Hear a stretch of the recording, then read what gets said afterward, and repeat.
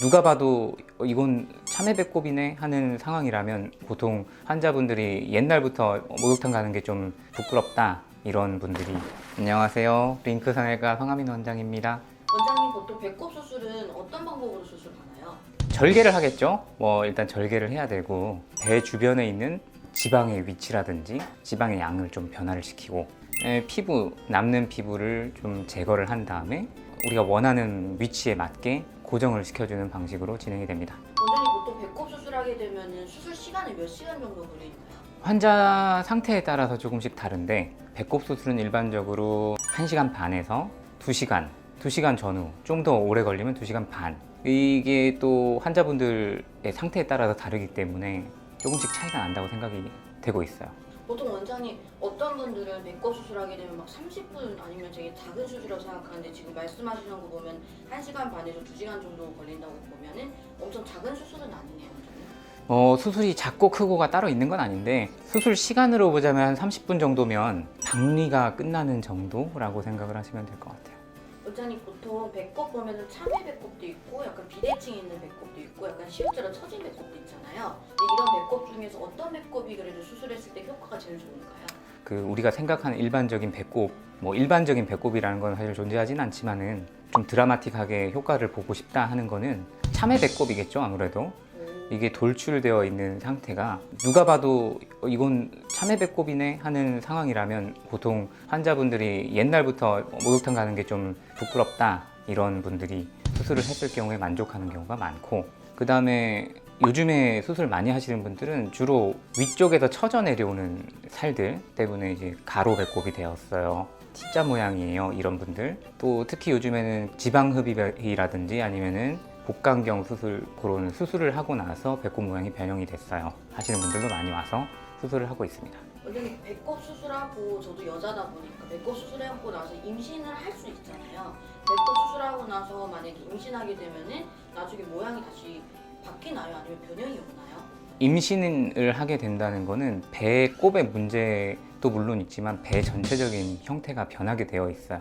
내부에서 이제 아기가 생기면은 바깥쪽으로 밀기 때문에 근육도 늘어나고 피부도 늘어나고 모든 부분들이 다 늘어나는데 배꼽만 안 늘어날 수는 없고, 이제 수술을 하고 나서 배꼽 모양이 얼마나 돌아오는지는 사람에 따라 다를 수 있겠죠. 탄력이 많이 떨어지신 분들은 배꼽 모양도 많이 변할 수 있겠고, 특히 배꼽 수술을 하지 않은 분들 중에서는 안쪽에서 이제 압력이 좀 바깥으로 작용을 하게 되면 참외 배꼽처럼 돌출이 되는 경우가 있죠. 그러면 이제 임신에 의한 또 탈장이 생기는 경우도 있고, 그게 임신 후에 다시 들어가서 옛날처럼 되는 경우도 있지만 안 되는 경우도 있거든요. 그래서 배꼽 수술을 하고 나서 임신을 했을 경우에 배꼽 모양이 안 변하냐? 당연히 변하게 되어 있고, 그게 얼마나 돌아오냐는 사람에 따라 또 다르겠다, 그렇게 생각을 하시면 되겠어요. 그건 배꼽을 수술을 하시든 안 하시든 배꼽 모양은 어느 정도 변한다, 배 모양도 변하게 되어 있다.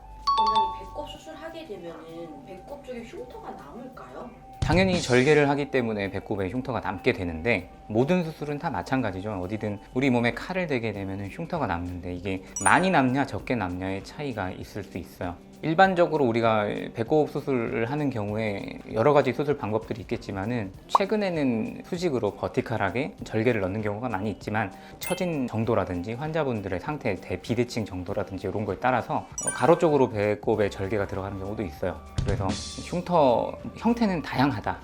이게 X자로 들어갈 수도 있고 플러스자로 들어갈 수도 있고 그냥 일자로 들어갈 수도 있고, 여러 가지 방법들이 있는데, 그런 건 환자에 따라서 상태에 따라서 조금씩 다를 수 있겠다, 그렇게 생각하시면 되겠습니다.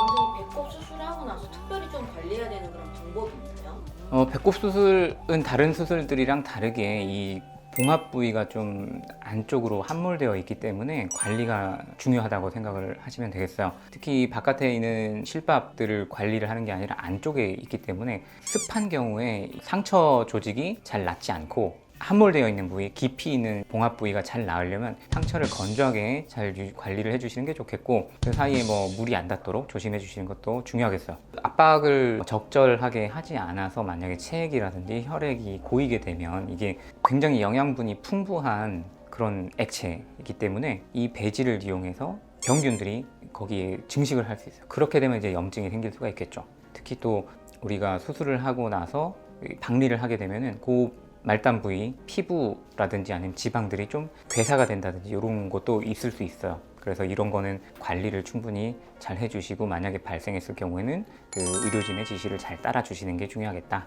원장님 저희 병원에서 수술한 고객님 중에 가장 어린 나이하고 가장 많았던 나이를 기억나세요? 가장 어렸던 친구는 10대 중반 정도 됐었어요. 한 15 전후였던 것 같고 제일 나이가 많으셨던 분은 50대 중반까지 계셨던 것 같아요. 근데 아무래도 수술하기에는 출산까지 하시고 수술을 하게 되면은 피부의 탄력이 많이 떨어지기 때문에 복부 성형술 쪽으로 또 추천을 드리는 경우도 많이 있고 이 수술을 내가 하고 싶어 한다고 제가 모두 다 추천을 드리진 않아요.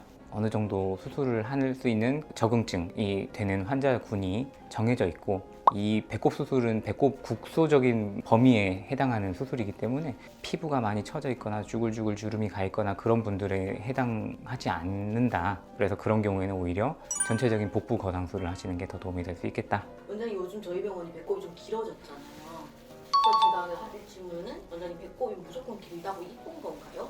환자군 자체가 좀 여성분들이 많이 있고 물론 남성분들도 계시지만은 발표된 논문 자료들을 보면은 남성들이 원하는 배꼽 모양과 여성분들이 원하는 배꼽 모양이 달라요. 남자분들 같은 경우에는 세로 배꼽으로 된 분들이 거의 없어요. 그런데도 불구하고 이제 세로 배꼽을 원한다 하는 경우가 많이 있어서 수술을 대부분은 길게 지금보다 더 길게 만들고 싶어 하시는데 배꼽이 길다고 능사는 아니거든요. 이게 본인의 체형이라든지 본인의 그 골반의 크기 그리고 키, 체중 이런 거에 따라서 본인한테 맞는 길이가 있다고 생각을 해요. 그리고 그만큼의 길이를 낼 수 있는지도 환자에 따라 다르기 때문에 어떤 천편일률적인 기준이 있다기보다는 환자에 따라서 조금씩 다르다 생각을 하시면 되겠습니다.